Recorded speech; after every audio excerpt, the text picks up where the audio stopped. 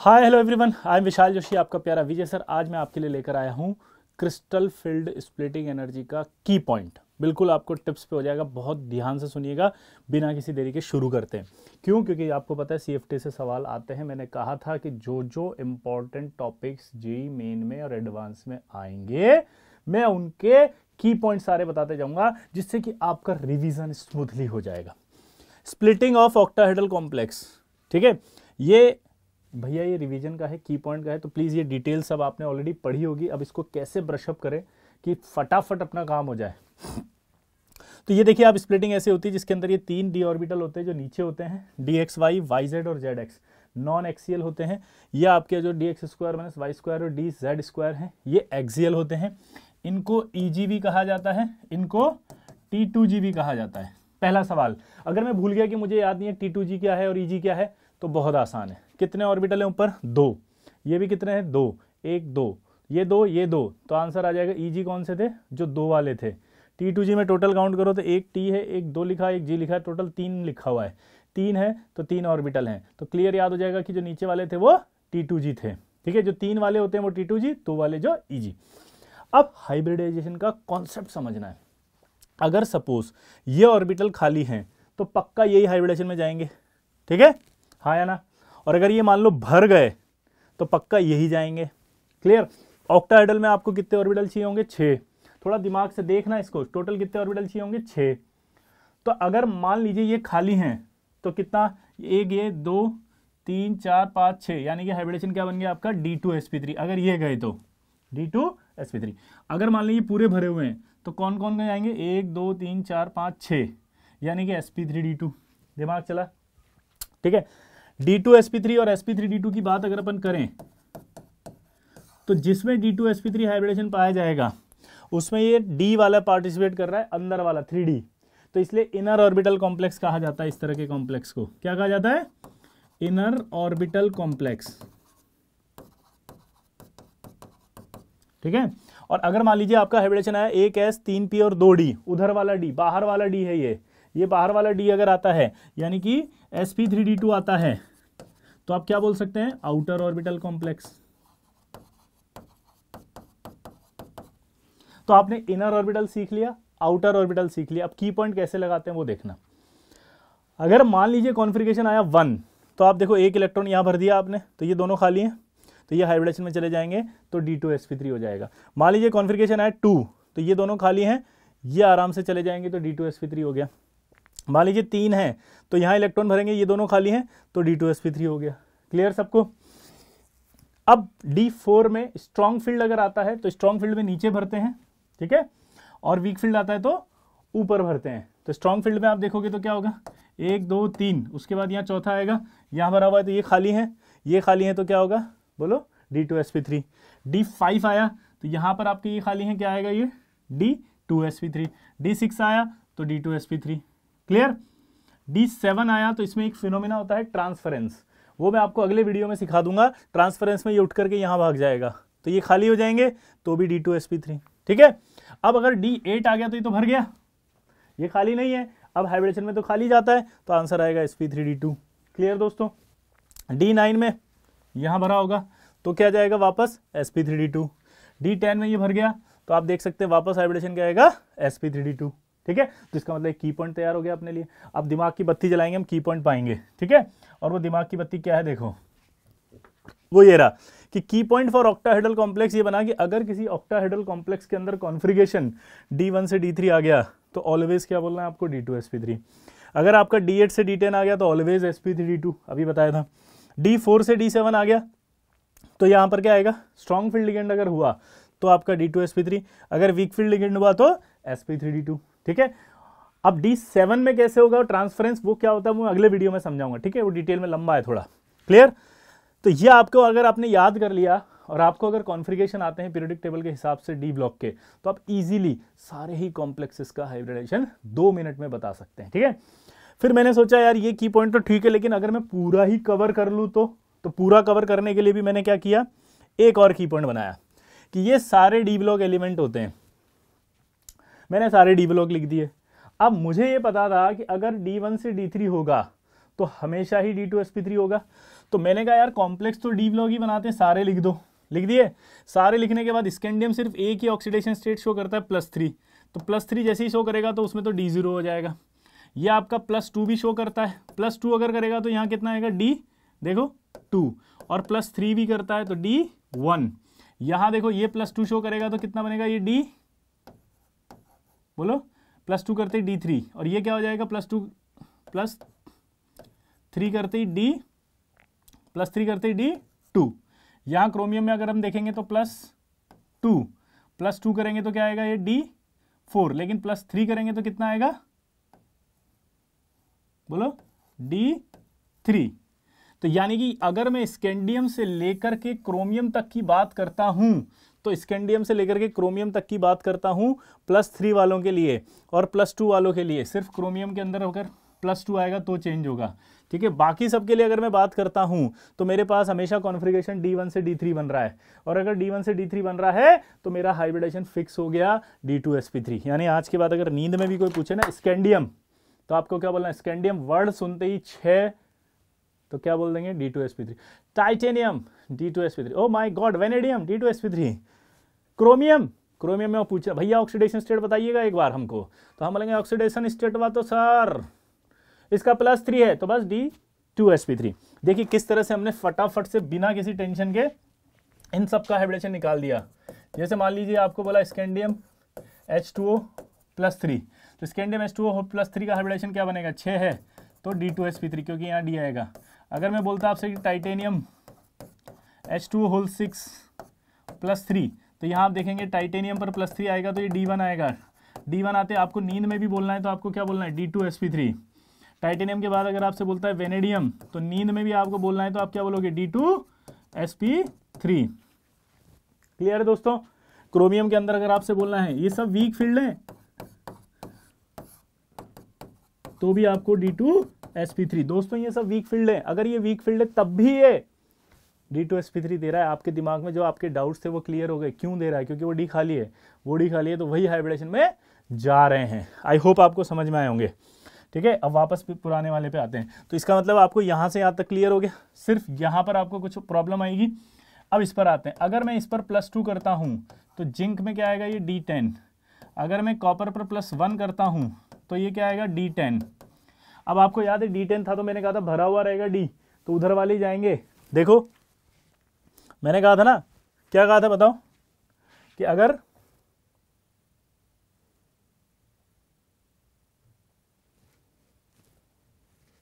ये रहा, अगर ये D10 पूरा भर गया तो D10 अगर पूरा भर गया तो यही वाले जाएंगे sp3d2, तो फिक्स हो गया ना। जिंक +2 अगर 6 है तो D2s बोलो sp3d2। तो अगर आपसे बोले जिंक NH3 होल 6 +2 तो बोलोगे आप sp3d2।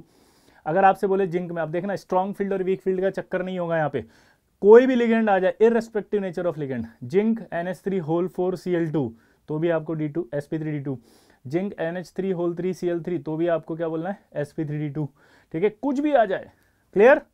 क्रोमियम की बात कर लेते हैं, सॉरी कॉपर की। अगर हम कॉपर की बात करें यहाँ पे, तो कॉपर में भी देखो आपको क्या दिखाई देगा,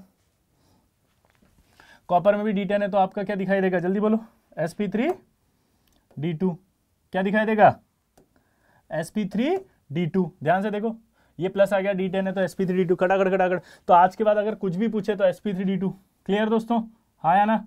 अब यहां पर एक खास बात होती है, ये आपके सेकंड और थर्ड ट्रांजिशन सीरीज के मेंबर है। ये क्या है, सेकंड और थर्ड ट्रांजिशन सीरीज के मेंबर है। अगर ये सेकंड और थर्ड ट्रांजिशन सीरीज के मेंबर हैं तो इनमें जो है जेड इफेक्टिव ज्यादा होता है। जेड इफेक्टिव ज्यादा होने की वजह से लिगेंड को हमेशा ज्यादा खींचते हैं। लिगेंड को ज्यादा खींचने की वजह से क्या होता है कि हमारी स्प्लिटिंग लार्ज होती है, और लार्ज स्प्लिटिंग होने की वजह से हाइब्रिडेशन हमेशा D2sp3 और 4 कोऑर्डिनेशन में DsP2 आते हैं, इररेस्पेक्टिव नेचर ऑफ लिगेंड, यानी नेचर ऑफ लिगेंड कोई भी हो। यानी मैं क्या लिख सकता हूं, लार्ज स्प्लिटिंग रीजन होता है due to higher Z effect, क्योंकि इनका जेड इफेक्ट हायर होता है, ठीक है। लार्ज स्प्लिटिंग होगी due to higher Z effect. Higher Z effect होगा तो इसका मतलब समझते हो आप। अब कोई भी लिगेंड हो गया, 6 में आपको सिर्फ क्या बोलना है, D2sp3, 4 में क्या बोलना है, DsP2। जैसे मान लीजिए अब आपको अननोन क्वेश्चन दे दिया उसने, RHF6 -3। तो RHF6-3 अगर देखेंगे तो आपको तुरंत क्या बोलना है, D2sp3। ठीक है, और अगर मान लीजिए आपको उसने बोल दिया IRCl6-3, तो आप भी क्या बोलेंगे, जल्दी बताओ, D2 बोलो sp3, है ना, 6 हैं। तो अगर मैं आपका 4 ले लेता हूं तो आपको क्या बोलना है, 4 में बोलो जल्दी, DSP3।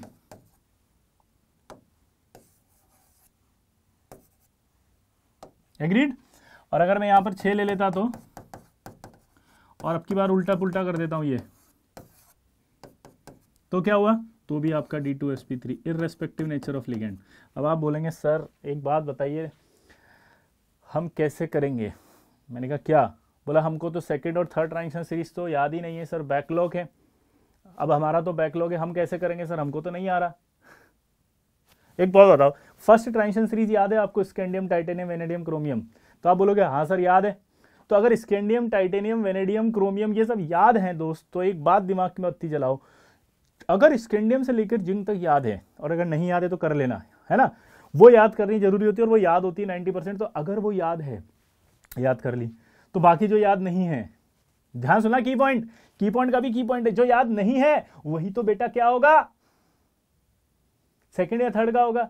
जो याद नहीं है वही सेकंड और थर्ड का होगा, और वहीं पर अगर कोऑर्डिनेशन नंबर 4 या 6 आएगा तो 4 में DSP2 और 6 में D2sp3 हो जाएगा। क्लियर।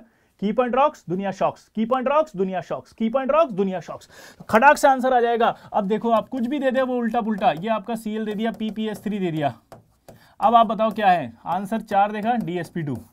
इसी तरह से विल्किंसन कैटलिस्ट होता है, जेई में आ चुका कई बार, विल्किंसन कैटलिस्ट का हाइब्रिडेशन बताओ, तो वो भी RH होता है, Cl, ठीक है, और आपका Br, ठीक है, ऐसे एक नया कंपाउंड बना दिया, RHCl Br PPS3 होल 2, तो आंसर DSP2। खट से सारे आंसर, कुछ नहीं देखना आपको, जेई एडवांस के सारे सवाल करा दिए मैंने, आज जाके PYQs निकाल लेना, CFT के अंदर आपको पटापट नहीं जाएंगे, सिर्फ ऑक्टाहेड्रल के, ध्यान सुनिएगा दोस्तों, सिर्फ ऑक्टाहेड्रल की बात की है अपन ने, ठीक है।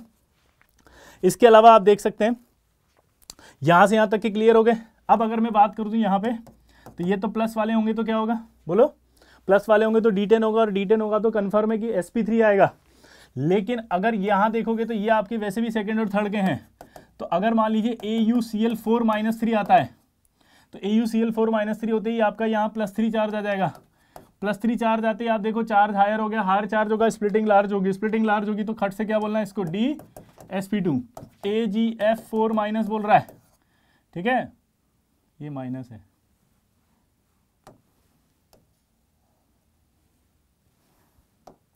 यहां पर भी क्या बोल रहा है, ये +3 हो गया, तो यहां पर +3 होती है, ये भी आपका DSP2। यानी कि अगर +1 आ रहा है तब तो D10 हो रहा है, D10 हो रहा है तो sp3 आएगा। लेकिन अगर क्या आ गया, जल्दी बताओ, लेकिन अगर आपके पास ये +3 आ गया, इस पर +3 आ गया, तो इसका मतलब ये D10 नहीं रहा, और D10 नहीं रहा तो फिर कॉन्सेप्ट कौन सा लगेगा, हायर स्प्लिटिंग वाला। और हायर स्प्लिटिंग क्या बोलती है कि 4 अगर है तो DSP2, और 4-6 होता तो D2sp3। क्लियर। तो आप देखो इस की पॉइंट की हेल्प से आपने जितने भी पढ़े आपको तुरंत सारे याद हो जाएंगे, ठीक है।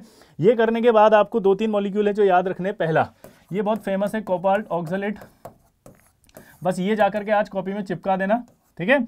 इसका हाइब्रिडेशन आएगा आपका D2sp3, इसमें डेल O ज्यादा आती है एक्सपेरिमेंटली, इसलिए आपको ये डाउट लगता है, तो ये आप अच्छे से याद कर लेंगे। एक और इसी का है कोबाल्ट, ठीक है, CO ऑक्सलेट के बाद कोबाल्ट वाटर वाला, ये 2 फेमस एग्जांपल है, आप इनको अच्छे से याद कर लें। ये वाटर वाला भी आएगा +3, ठीक है, और ये आपके दोनों के दोनों D2sp3 आएंगे, ऑक्टाहेड्रल आएंगे, इनर ऑर्बिटल कॉम्प्लेक्स आएंगे, और इनके अंदर जो है वो डेलो ज्यादा होगा, डायामैग्नेटिक होंगे। तो अगर आपको बार बार कोई कंफ्यूज कराएगा, इन 2 कॉम्प्लेक्स में कराएगा, इन दोनों को नोट करके लिख लो दोस्तों, लिखने के बाद आप उस की पॉइंट को हेल्प से सारे सवाल कर सकते हैं, ठीक है। इसके अलावा एक और अमोनिया वाले भी हैं, क्रोमियम, मैग्नीज, Fe और कोबाल्ट, ये चारों हैं अमोनिया के, +2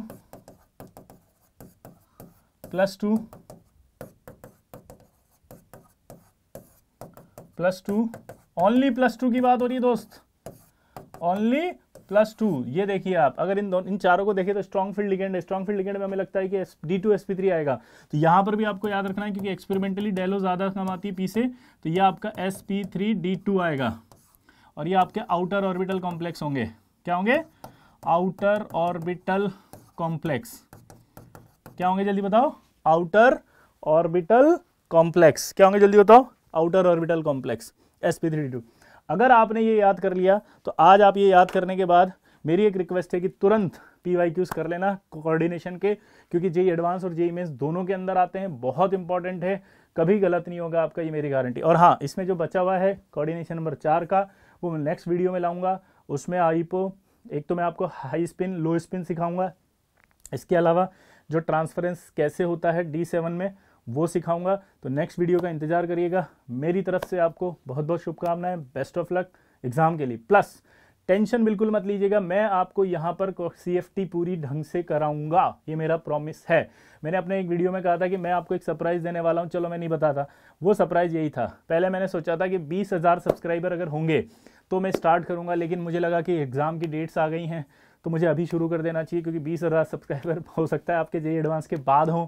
तो इस साल के बच्चों से जो मेरा लगाव है, जुड़ाव है, वो कहीं मेरी वजह से कम ना रह जाए, इसलिए मैंने ये सीरीज़ अभी से शुरू कर दी है। और इस सीरीज़ का सबसे पहला टॉपिक है CFT। लेकिन दोस्तों एक बात बताएं, अगर मैं आपका सपना पूरा कर रहा हूं तो आप भी मेरे सपने को पूरा करने में मदद कीजिए। मेरा सपना यही था कि मैं इस यूट्यूब चैनल को एक एजुकेशनल सीरीज़ के तौर पर लाऊं, ताकि हर बच्चे तक मैंने जो इन्वेंट की है चीज़ें या मेरे जो एक्सप्लेनेशन हैं वो पहुंच सके। तो मैंने सोचा था कि 20,000 सब्सक्राइबर हो जाएंगे, लेकिन हुए नहीं। तो मदद कीजिए आप, आपकी हेल्प होगी तो ही मैं और ज़्यादा एनर्जी के साथ काम कर पाऊंगा, और ज़्यादा बता पाऊंगा। तो मैक्सिमम लोगों तक आप मेरी बात पहुंचाइए, ठीक है? इस चैनल को सबसे ज़्यादा लाइक, सब्सक्राइब और शेयर कीजिए ताकि लोगों तक ये चीज़ पहुंचे, और मैं आपसे मोटिवेट होकर के काफ़ी अच्छे इस तरह के एजुकेशनल वीडियो डाल सकूं, की पॉइंट्स डाल सकूं, शॉर्ट ट्रिक्स डाल सकूं, और ज़्यादा बेनिफिट दे सकूं, कम टाइम में आपका मैक्सिमम आउटपुट दे सकूं। चलिए दोस्तों, मिलते हैं अगली क्लास में।